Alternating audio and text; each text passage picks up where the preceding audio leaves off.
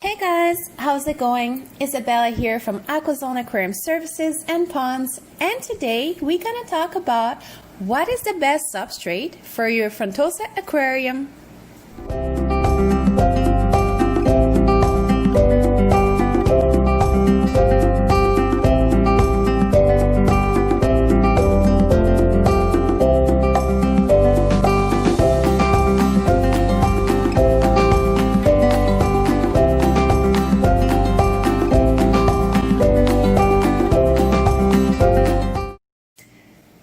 Frontosa are beautiful large cichlids from Lake Tanganyika in Africa. They live at depths of 10 to 30 meters below the surface, and they're primarily carnivores. They also reach sizes of over a foot long. That's big. These fish are also quite timid, and they like to blend into their environment, just like a chameleon. Meaning, if the decor is dark, you will see darker patterns in your fish. And if it's very light setup, then they will appear more dull of coloration. To have optimal color of your Frontosa, you must make sure that your background and your substrate are in the same color. Meaning, white sand on a black background or vice versa. They always have to be the contrary of each other or different colors. Not, let's say, black sand on black background. Then you'll end up with a very dark looking Frontosa, especially if you have the Burundi variant, which is the one that has the most black in them. So firstly, we need to determine the size of the grain for the substrate, meaning the particle size that is best suited for the Frontosa cichlid. As all larger fish, they need an appropriate substrate. Frontosa enjoys sifting through it to find food particles, so it's important that they do not swallow it.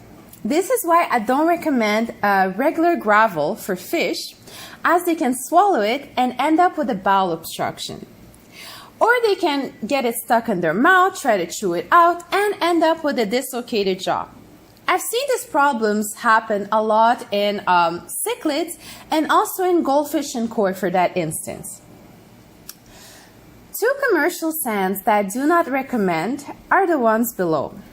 The fine white sand, as it is so fine that it's like a powder, and it ends up sticking to the slime coat of your Frontosa. And then as the Frontosa tries to brush it off, it will appear as if your Frontosa is itchy, so you'll think they have ick or some other external parasite.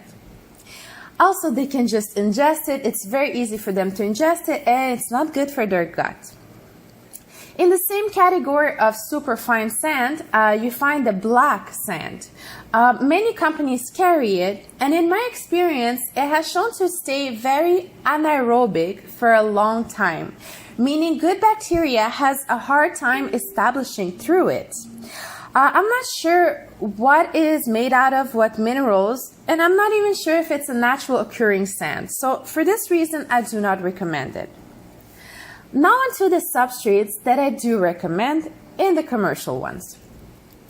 Let's start with the obvious one, which is the aragonite, the white crushed coral.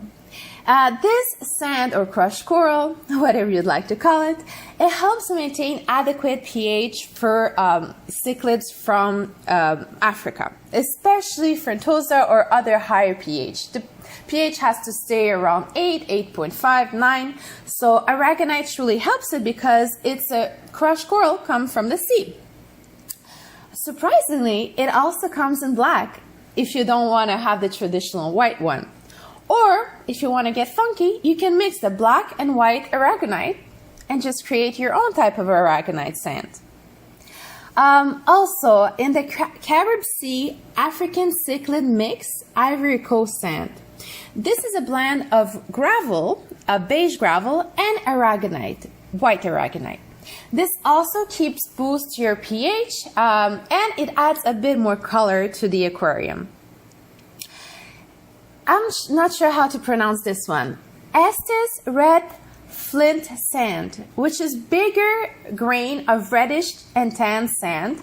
It's good for colonizing healthy bacteria.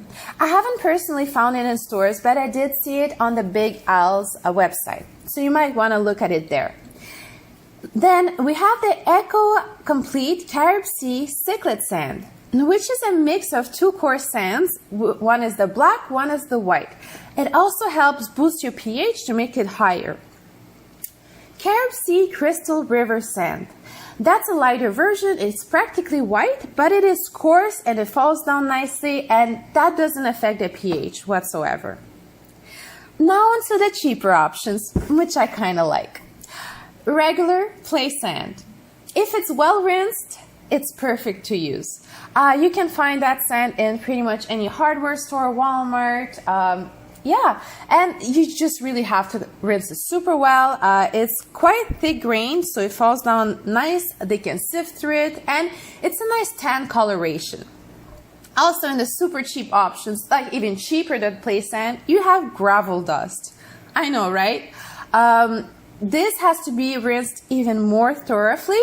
It's very, very dusty. As it says, it's gravel dust, but once it is rinsed, it makes this beautiful coloration of grays, and it has some tan in it. And this is the actual one that I have in my particular aquarium. So that gives you an idea what gravel dust looks like once it's rinsed. Also, pool filter sand, which is a good coarse grain, but it is made out of silica, meaning silicates. Meaning you'll end up with a bit more algae in your aquarium. Therefore, it's my last cheap option if you're really out of the other two. Mind you, the other two are easier to find. So, anyhow, this sums up what substrates you can use for your Frontosa aquarium successfully, and that will look good. Thank you so much for watching my video. Like it if you enjoyed it. Subscribe if you're not part of the AquaZone team. Hit the bell icon to get my latest notification. And please leave me a comment if you have anything to add to this video or any questions for further videos or this one. Thank you, and I'll see you next time.